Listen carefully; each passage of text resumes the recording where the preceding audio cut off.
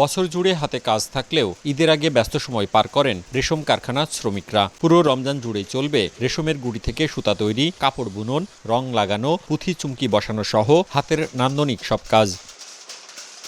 সময়ের ব্যবধানে ফ্যাশনে পরিবর্তন আসলেও রেশমের চাহিদা কমেনি, বরং ঈদ ও বাংলা নববর্ষকে সামনে রেখে উষ্ণ আবহাওয়ায় পোশাকে নতুনত্বের ছোঁয়া আনার প্রচেষ্টায় বাড়তি মনোযোগ ব্যবসায়ীদের। 50 টাকা গজ, গজ হিসেবে মাসে সারা মাসে কাপড় বোনাবো, যেটা কাটবে কাপড় কাটে দেখবে 40 গজ, 40 গজের পয়সা 50 গজ, 50 গজ, 100 গজ, 100 গজ। আগে আসতাম 7টায়, এখন আপনার আসি 6টায়। আগে যে টাইম আসতাম তার থেকে আগে আসি এবং তার থেকে পরে যাই, কাজের চাপ বেশি। আমাদের কোনো কমতি নাই, আর নতুনত্ব আসলে পাবে। শার্ট, পাঞ্জাবি, শাড়ি, 3 পিস সব কিছু প্রচুর পরিমাণ আমাদের স্টক আছে। রেশমের পাঞ্জাবি ও শাড়ি সবচেয়ে বেশি বিক্রি হলেও চাহিদা বাড়ছে 3 পিস, শার্ট ও ফতুয়ার মতো পোশাকের।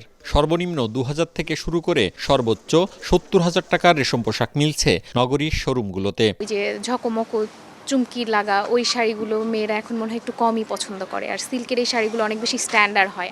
পুরো সিল্কের যেগুলা, মসলিনের, এগুলা অনেক ভালো, দামগুলো খুব রিজনেবল। পছন্দের পোশাক কিনতে শোরুমগুলোতে ভিড় করতে শুরু করেছেন ক্রেতারা।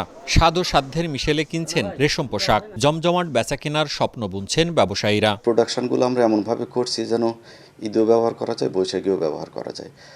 লাল সাদার কম্বিনেশন তো থাকেই, সেটাকে প্রাধান্য রাখা হয়েছে এবং ওয়েদারকেও মাথায় রাখা হয়। এবার ঈদ ও পহেলা বৈশাখে অন্তত 60 কোটি টাকার পণ্য বিক্রির আশা করছেন রাজশাহীর সিল্ক ব্যবসায়ীরা। মওদুদ রানা, সময় সংবাদ, রাজশাহী।